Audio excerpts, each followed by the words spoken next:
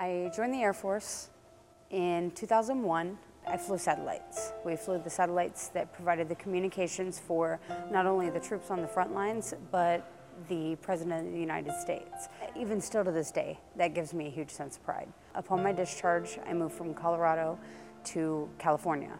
I had gotten into the communications field and on the civilian side.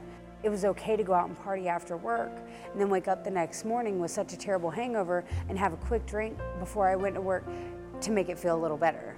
It got to the point that I was a constant habitual drinker. I was almost always drunk.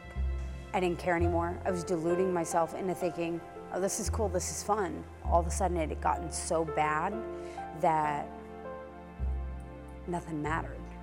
There have been a couple of car accidents where I had seriously injured myself. Thank God I didn't hurt anyone else, but I very well could have. It's like, really? Like, had I really become that? And I had. And that was the harsh truth that had smacked me right in the face. What I was doing when I was out there running the streets was not normal. It was not okay. And that's definitely not how the military taught me how to behave. It's not how I would have represented my country. By the time I had gotten here, I was so excited. I was so impressed. I was so ecstatic that it's like, I actually have a chance. I actually have a chance to do something different.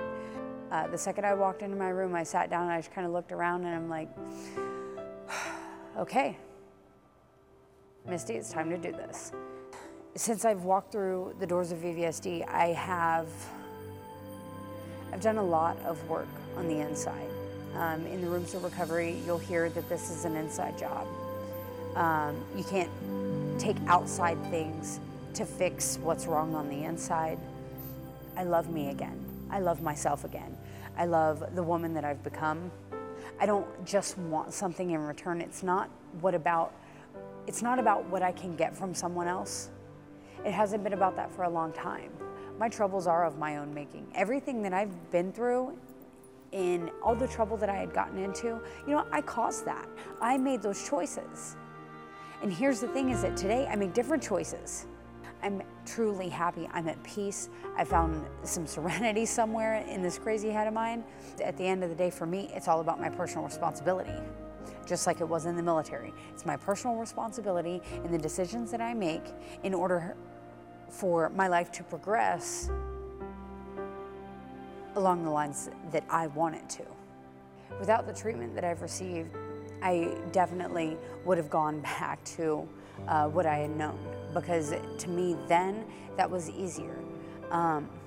It would have been easier, okay, so fine, if I'm given housing, then who cares what I do? This place has been my foundation, has helped me build my foundation, not just in here, but also out there in the real world. This place has been home to me for a long time. Almost the entire time that I've had somewhat of a head on my shoulders since I lost my head. It's time for me to go and move on with that next step. I'm employed full-time and one of the coolest jobs ever on the planet. Like, I very well could be traveling around the world, teaching people how to scuba dive. Like, how cool is that?